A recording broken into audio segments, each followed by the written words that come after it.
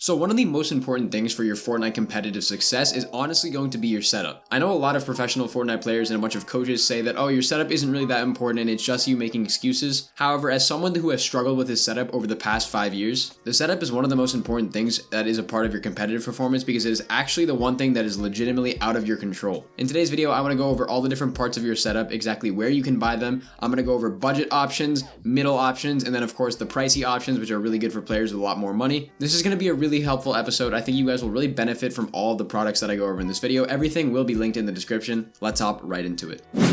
Now, obviously, there are more factors than your setup. Like obviously, maybe your input delay, maybe your ping. Those two things might be really big issues. I actually just went over a video on exactly how to lower your ping, so if you guys want to check that out, check it out in the top right corner. However, other than your ping and your input delay, there's not really too many other factors, but it is important to keep that in mind. So if you do get a good setup, it's not just going to make you booga instantly. Yes, it will help quite a bit. However, you need to still ensure that you're practicing and playing at an adequate amount of time and at an adequate level of practice. Now let's actually hop into the setup. So of course, guys, you need one main thing, which is going to be your powerhouse of the setup. That's going to be your computer. Now for PC options, I'm going to be going over 3 different ones. Now the first one, obviously, this is going to be the budget option. This is going to be for you guys to get a cheap pre-built PC. Now, obviously, I don't recommend this option because I actually didn't do this, and I don't think any professional player has gotten a pre-built PC that isn't extremely powerful. If you're getting a budget pre-built PC, it's really not going to be that good. You're going to be getting really overpriced parts, you're going to be getting not very powerful parts, and it's really just not going to last you guys very long because there's oftentimes underpowered with the power supply, not the greatest RAM, and truly just not the greatest specs for you guys. Now the second option for a PC, this is one really better option. This is going to be the NZXT build program. What you guys can do is you can look up NZXT build program. On the NZXT website, you can actually go in and you can select 3 games that you guys are interested in playing. Obviously, if you guys are watching this, Fortnite, and then for me, I just selected Overwatch and then League of Legends. After selecting those 3 games, I went into what chipset I want, AMD versus Intel.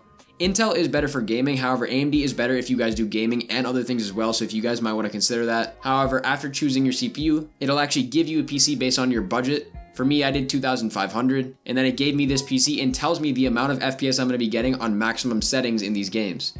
Obviously, if you guys are a competitive Fortnite player, you're not going to be playing on maximum settings, which actually means that you're going to be getting way higher FPS. Now, NZXT build is really good because it really doesn't charge too much extra, and it's still an extremely good way to get pretty solid parts. Obviously, it does have its issues with, NZXT only allowing you to use their cases in some NZXT specific products. However, all of that can be easily avoided if you do choose the third option. This is going to be to build your own computer. If you build your own computer, you have the freedom to get the best parts, you get to customize the way it looks, you get to customize the amount of money you spend on it, you get to customize pretty much everything. And also, if you guys choose your parts and build your computer very wisely, it'll be able to last you for quite some time. Now, that's generally my recommendation. I recommend everybody builds their own computer. I built my own computer. I think it's a really solid idea.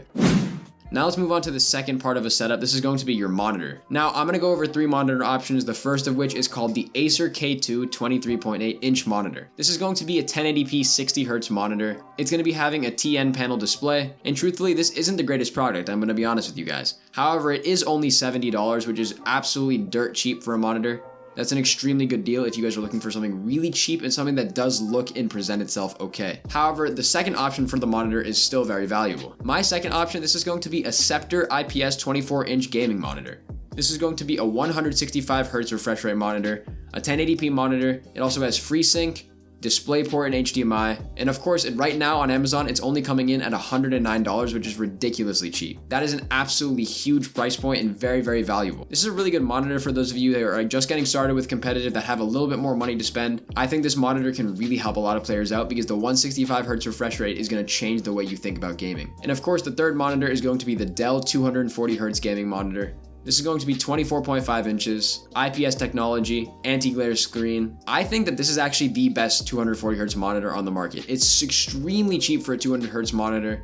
I think I actually am going to be getting this monitor. I already have one. However, I want to try and see if this one would be a little bit better, maybe review it for a video. I really think that the Dell 240Hz gaming monitor 24.5 inch is an extremely good monitor for those of you guys that have around $160, $170 to spend. So now let's get into some keyboard options. The keyboard, in my opinion, is a place where you absolutely should not cheap out whatsoever.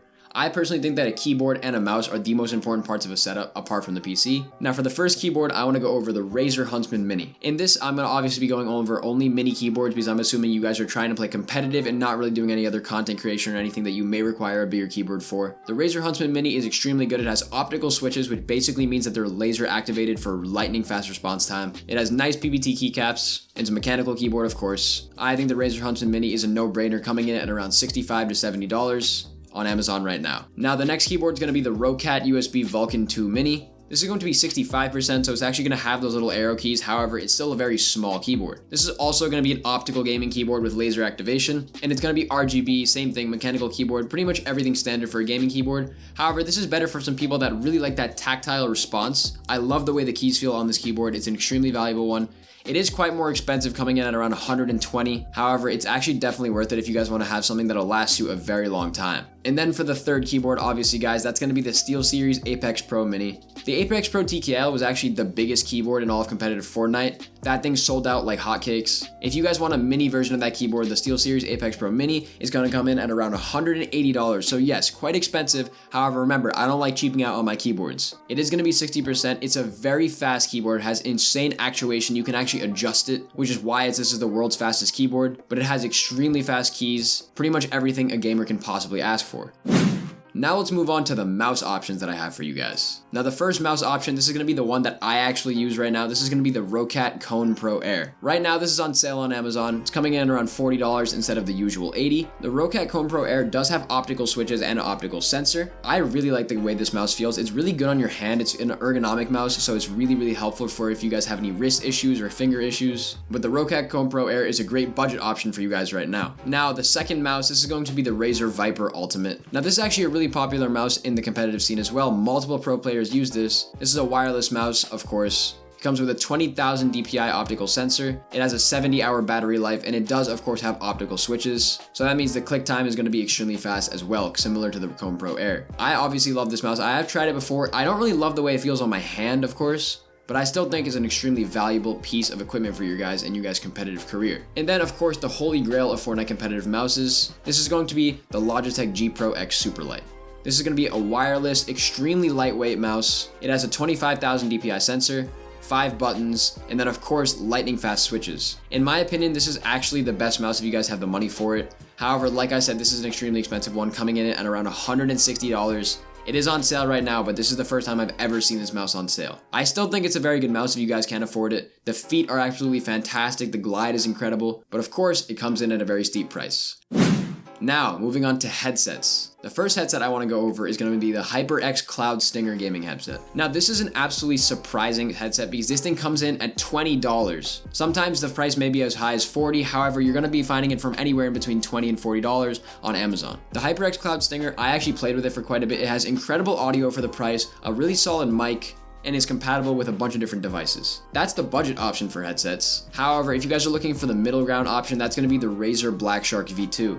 This is also a very solid headset. I think it's really valuable for a lot of players who have a little bit more money to spend. It's going to last you quite some time, and it's a very comfortable headset to mention. I've actually played with this, and I still to this day think that this might be one of the most comfortable headsets I've ever played with. But of course, it has nothing on the number one choice for me. That's going to be the HyperX Cloud Alpha Wireless. This is the headset I currently use. It does come in at around $149 to $200. There's going to be kind of a price range there. You guys might find it. However, it's an extremely valuable asset in your guys' setup. If you do get one, it's really going to last you a ridiculously long amount of time, so it's really going to be a no-brainer if you guys have the money to spend. The headset is an extremely important part of the setup. It actually makes sure that you can hear your opponents okay. Incredible audio here, incredible battery life as well.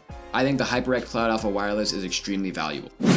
And then guys, the last aspect of your setup, this is going to be a mouse pad. Now I'm going to go over 3 mouse pad options. I'm going to tell you which one I have and which one I think that you guys should definitely choose. Now the first one's going to be the Glorius gaming mouse pad. You guys can choose what size this comes in. However, I have this mouse pad personally, and the reason I think it's so good is because it's really versatile. It can be used as a control pad. It can be used as a speed pad.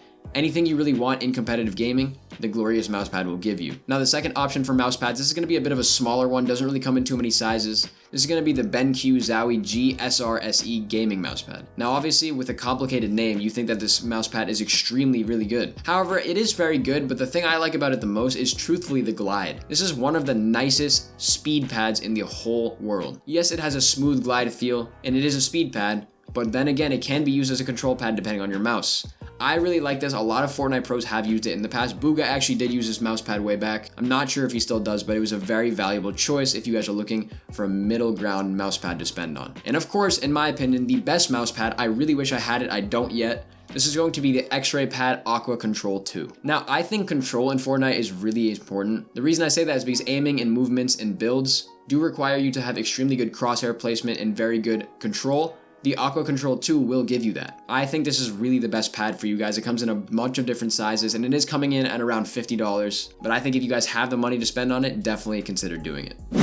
Guys, those are all the aspects of your setup. If I missed anything, let me know in the comments and I'll try to reply with any more gear that I think is valuable. But I really enjoyed making this video. If you guys follow all these tips on exactly which gear to use, you guys are definitely going to succeed. But that is about it for this video, guys. If you liked, be sure to drop a like and subscribe to the channel down below for more content. Thank you guys so much for the support recently. The last 2 videos have done extremely well, and I'll see you guys in the next one. Bye, guys.